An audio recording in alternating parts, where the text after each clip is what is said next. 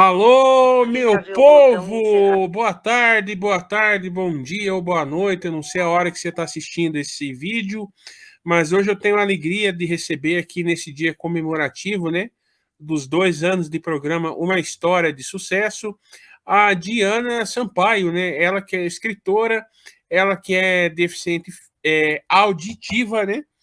E eu vou fazer umas perguntas para ela aqui, como prestação de serviço público, para você que está em casa aí se informar, né?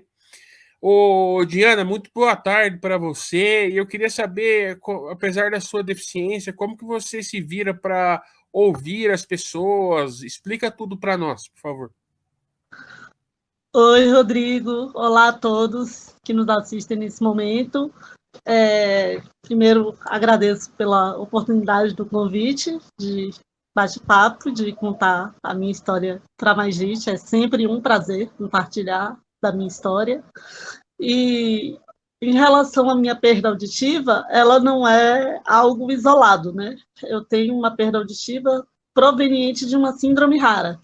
Eu tenho a síndrome de Golden Hair, que é uma síndrome daquelas que a medicina chama de uma das síndromes do espectro óculo-aurículo-vertebral. Então, na minha síndrome também existe deficiência visual. No meu caso, o meu impacto visual é leve, né? O que eu tenho de visual, eu tenho miopia num olho e hipermetropia no outro, que geralmente não é comum. Geralmente você tem miopia nos dois ou hipermetropia nos dois, né? Eu tenho miopia em um, hipermetropia no outro. Tenho um grau um pouco mais alto de astigmatismo no olho, que também não é tão comum. Segundo meu oftalmo, eu tive grau de presbiopia um pouco mais cedo do que seria imaginado para a minha idade. Tenho também uma dermoidezinha ocular que não dá para mostrar, que não é tão grande, não vai aparecer no vídeo para o resto do pessoal, senão eu mostrava. E tudo isso tive também estrabismo, que eu operei quando pequena. Eu voltou um pouquinho no olho direito, mas hoje em dia é bem mais discreto. Isso tudo é reflexo também da síndrome, mas aí, da parte auditiva, eu tive mais impacto. Eu tenho uma perda auditiva mista, moderadamente severa, bilateral. Mista porque eu tenho o ouvido externo mal formado e o ouvido médio, os ossículos também são mal formados, mas a minha cóclea é normal. Por isso que eu não tenho perda profunda, porque a minha cóclea não é afetada. E então eu não sou candidata, por exemplo, ao implante coclear, que é um implante que a maioria dos surdos que têm perda profunda usam, né? Eu uso uma prótese também implantável que chama Barra, que é uma sigla em inglês chamada Bone Anchored Hearing Aid. E é Barra. muito caro uma prótese dessa? O SUS cobre hoje em dia, e no meu caso eu fiz pelo plano de saúde. Inclusive, fiquei 2 meses sem ela, porque foi para assistência técnica, e como é prótese vinculada a ato cirúrgico, o plano de saúde, pelo rol, que agora está nesse debate, né, de taxativo ou não taxativo, mas ele tem previsão expressa no rol da ANS. Então, como é prótese vinculada a ato cirúrgico, o plano de saúde cobre também o conserto, o upgrade quando a tecnologia se torna obsoleta ou quebra sem oportunidade de conserto. E aí o meu foi para o conserto aí esses tempos, fiquei 2 meses sem, ainda no período de transição, ainda de uso de máscara, fiquei alucinada nesse período. Meu marido teve internação no hospital, pensa, todo mundo de máscara no hospital, ele com o pé quebrado na cama, e eu tendo que intermediar as coisas com os médicos, enfermeiros, todo mundo de máscara, e eu sem poder fazer leitura labial, que a máscara tapava a cara do povo. É isso que eu queria te perguntar. Como é que você se virou na época da pandemia com todo mundo de máscara e você precisando se comunicar com as pessoas? É isso, como a minha perda não é profunda, e como eu sou bem oralizada, inclusive, assim, eu sou usuária da língua portuguesa. Minha língua materna é o português. Eu nunca tive nenhum envolvimento com a comunidade surda sinalizante. Tenho alguns amigos que são bilíngues, me dou muito bem com eles, mas eu sempre fui engajada no mundo dos ouvintes e sempre estudei em escola regular, Mas também, como eu disse, embora minha perda seja congênita e bilateral, mas minha perda não é profunda. Eu tenho audição residual. E aprendi desde muito cedo a fazer leitura labial. Então, hoje em dia que eu sou implantada bilateral, com os implantes, fazendo uso dos implantes, eu tenho uma discriminação sonora muito boa mesmo. Então, aqui eu converso com você tranquilamente, até se eu virasse de costas pro celular e não visse o seu rosto, não fizesse leitura labial, estando com os aparelhos num ambiente silencioso, como eu estou aqui, eu consigo te compreender perfeitamente, entendeu?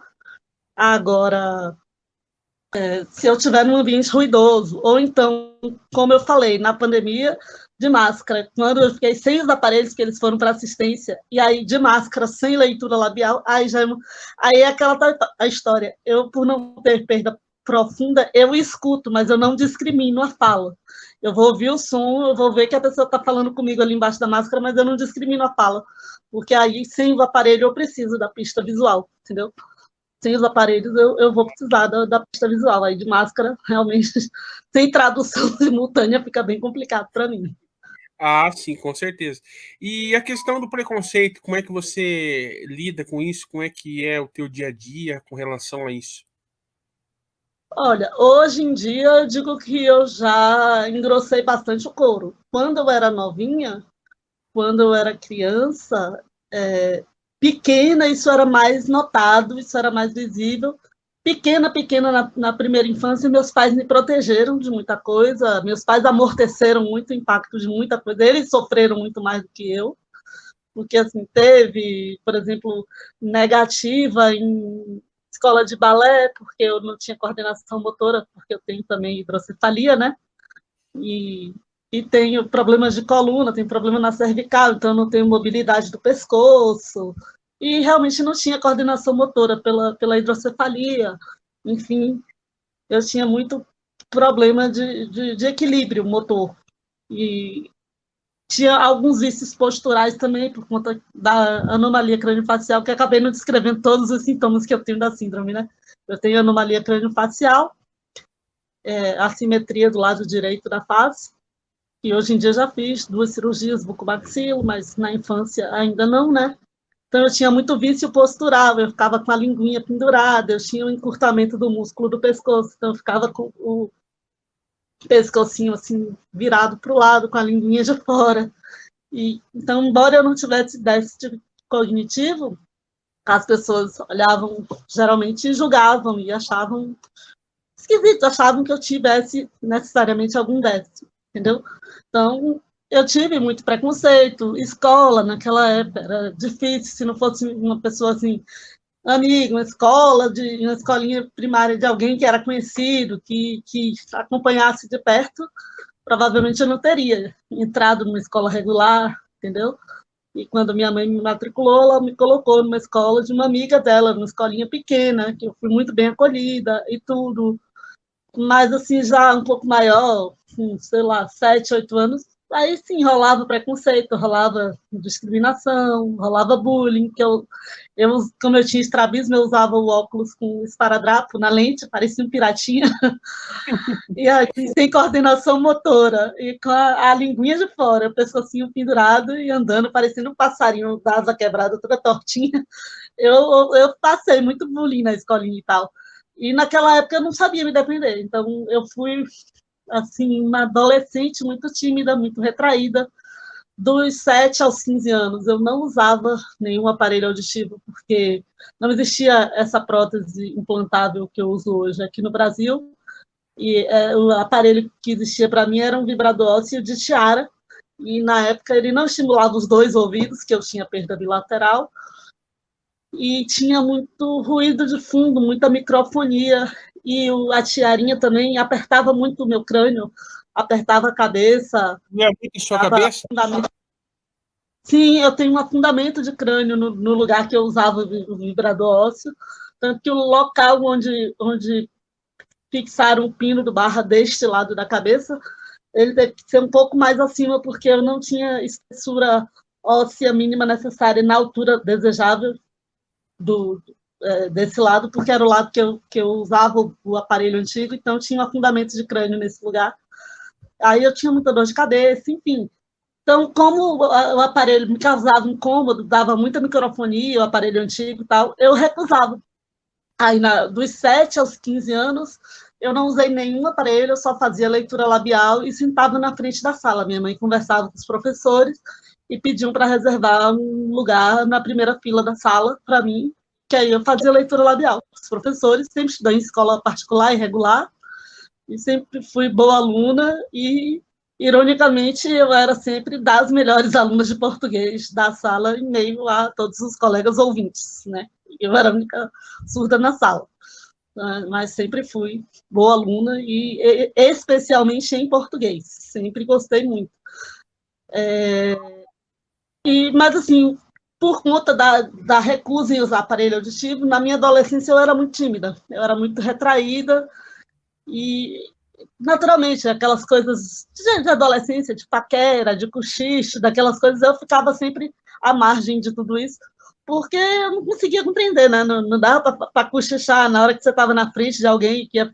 Essas coisinhas normais, tricas e putricas de adolescente, né? Eu não fiz parte desse mundinho porque eu era um bichinho esquisito. Eu tinha anomalia craniofacial, que ainda não tinha feito todas as cirurgias reparadoras. Eu tinha o aparelho de chiado, que aí eu comecei a usar com 15 anos de novo, um pouco mais moderno que tinha chegado, aí eu comecei a usar. Mas, assim, aí eu era um bichinho muito esquisito.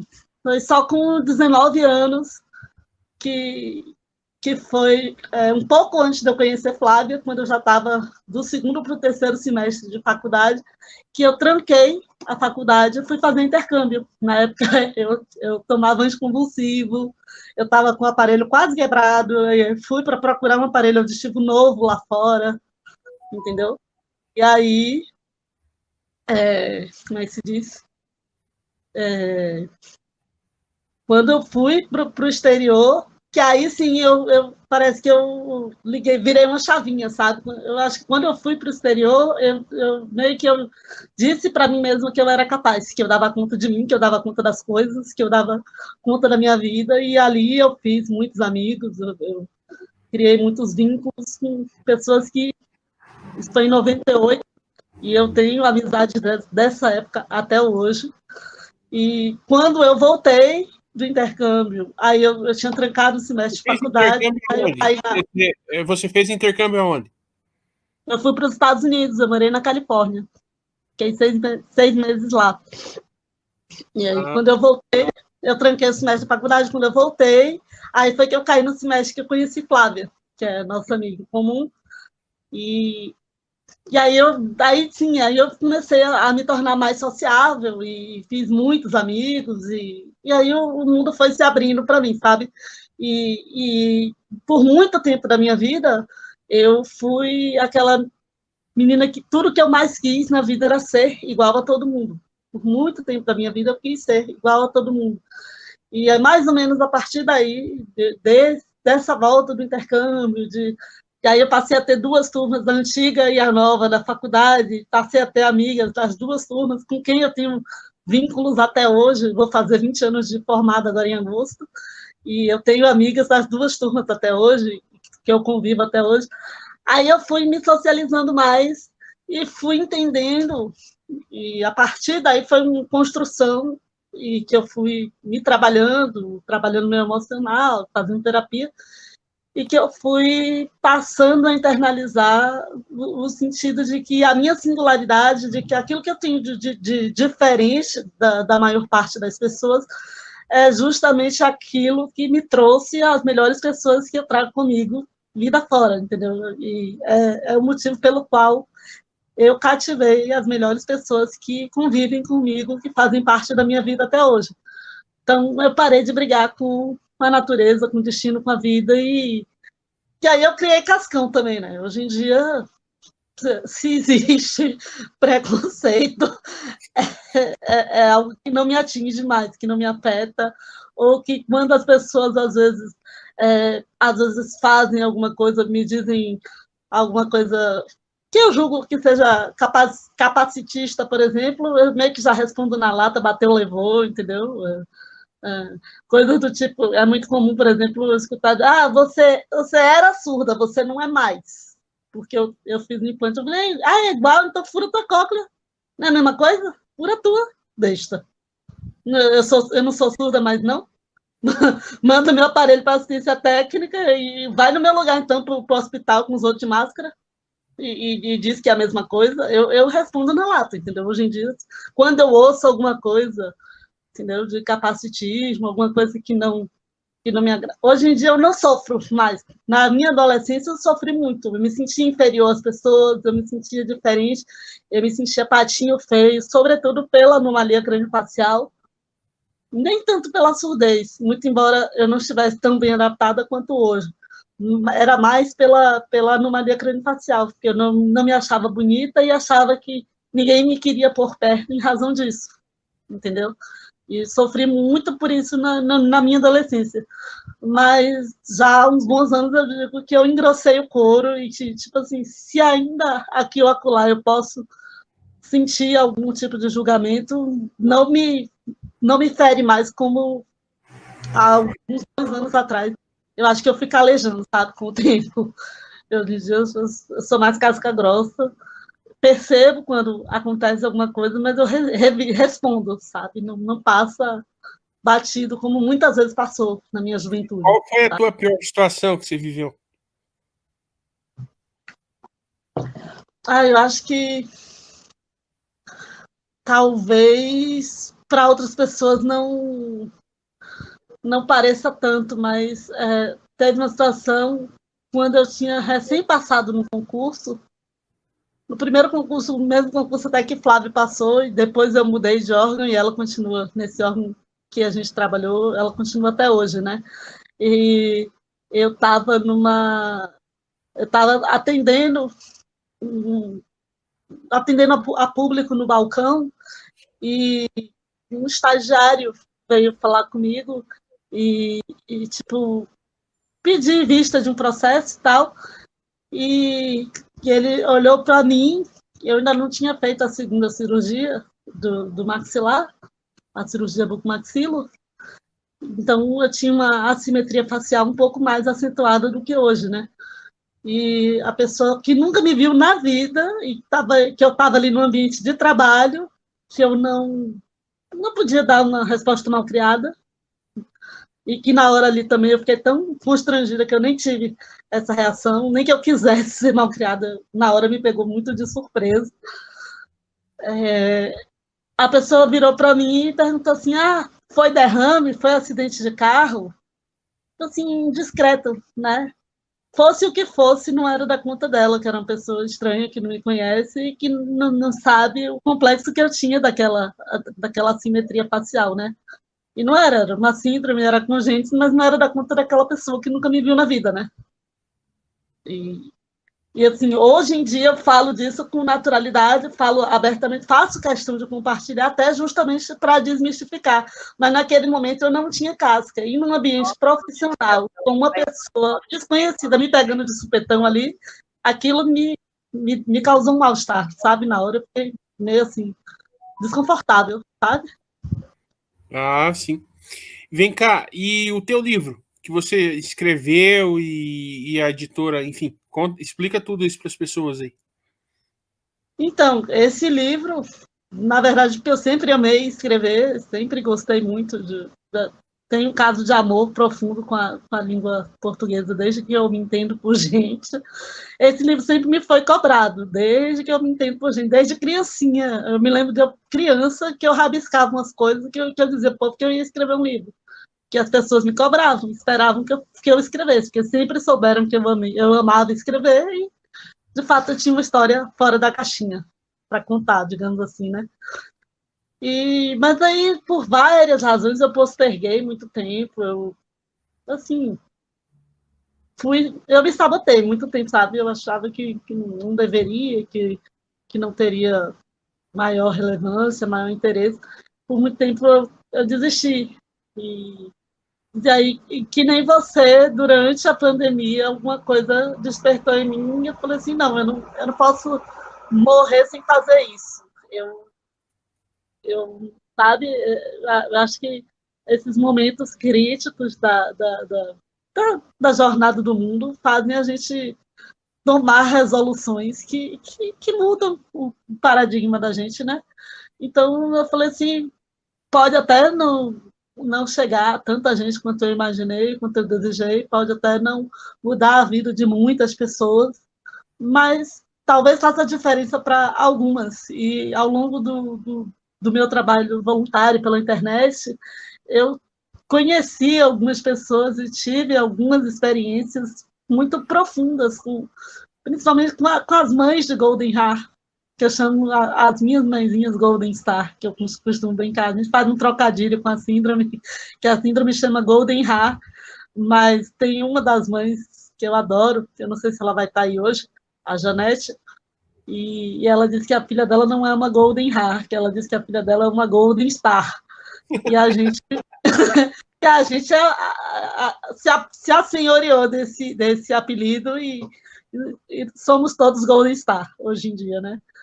Então eu tenho uma história de amor muito grande com essas mães e um dia eu me convenci de que eu não podia mais dizer a mim mesma que a minha história não tinha valor para mais ninguém, a não ser para as pessoas do meu círculo mais próximo. E aí quis o universo, com conjuntura de fatores, corroborasse para que eu conseguisse publicar o ano passado o livro por uma editora que me acolheu com muito amor e tal, mas era uma editora pequena, de pequeno porte, e infelizmente eles não conseguiram se manter, e a editora fechou aí. Está em fase de finalização aí, acho que já não está mais sendo comercializado o livro.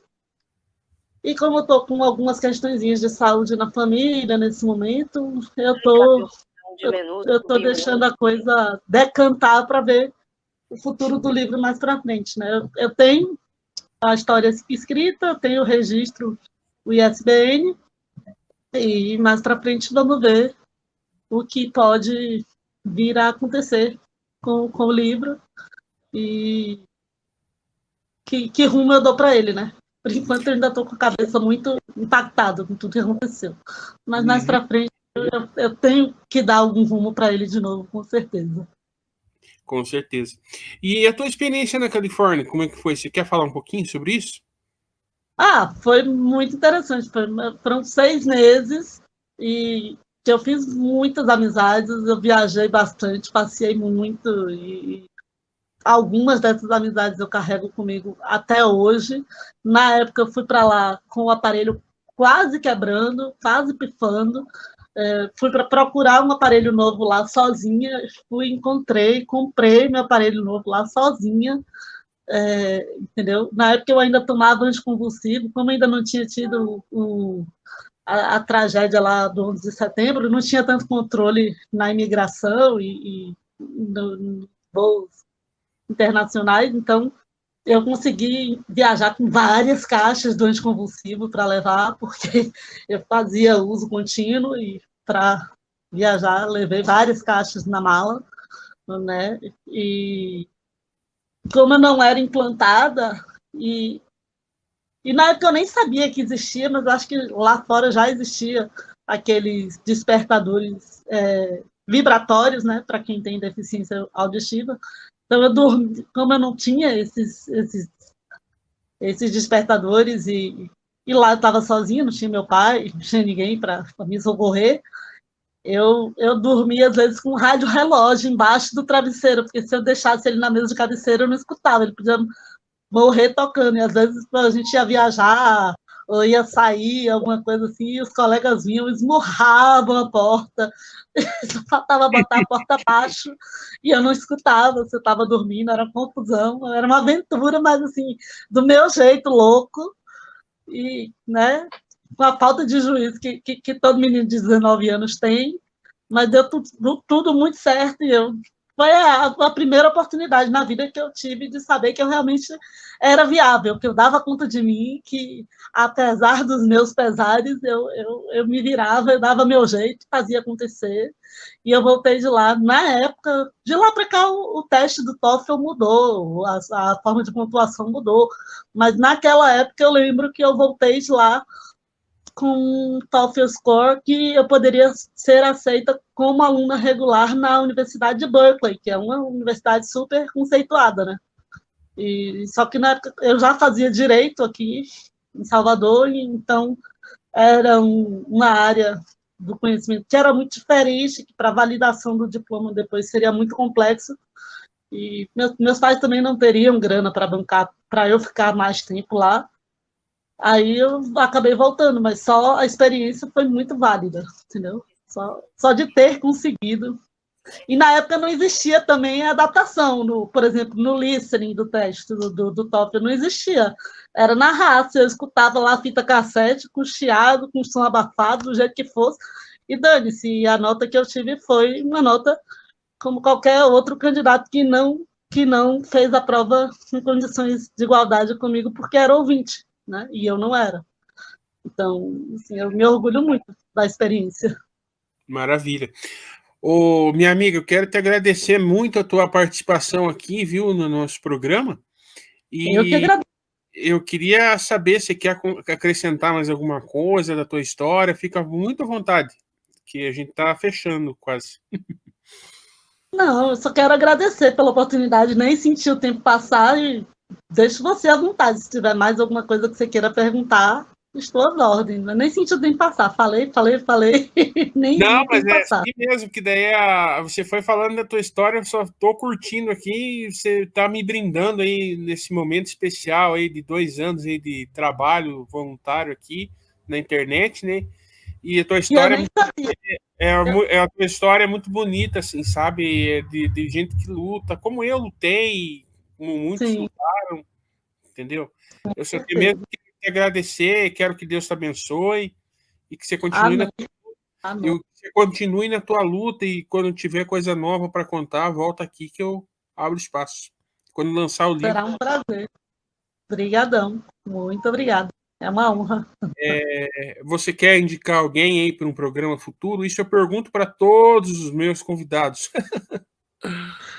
Eu sei, eu fiquei te devendo, e eu fiquei. Eu nem sei se ela entrou para assistir, mas, Paty, se você estiver online aí, é você que eu indico para o Rodrigo. Eu vou falar com você em off depois, vou confirmar com ela se ela está com disponibilidade, porque, como eu te falei, ela é professora, mãe de dois, Não, tá no mas final. não Mas tenha eu vou pressa. confirmar. Se não for ela, num dia que você conseguir alguém quiser indicar aí só para ajudar o projeto aqui, para não parar as lives, né? Eu agradeço. Faço sim, faço sim. Valeu. Valeu, Diana. Ó, Agradeço. felicidades, muitas vitórias na tua vida. É o que eu desejo. Amém. Para nós. Foi um prazer, gente. O prazer é nosso. 34.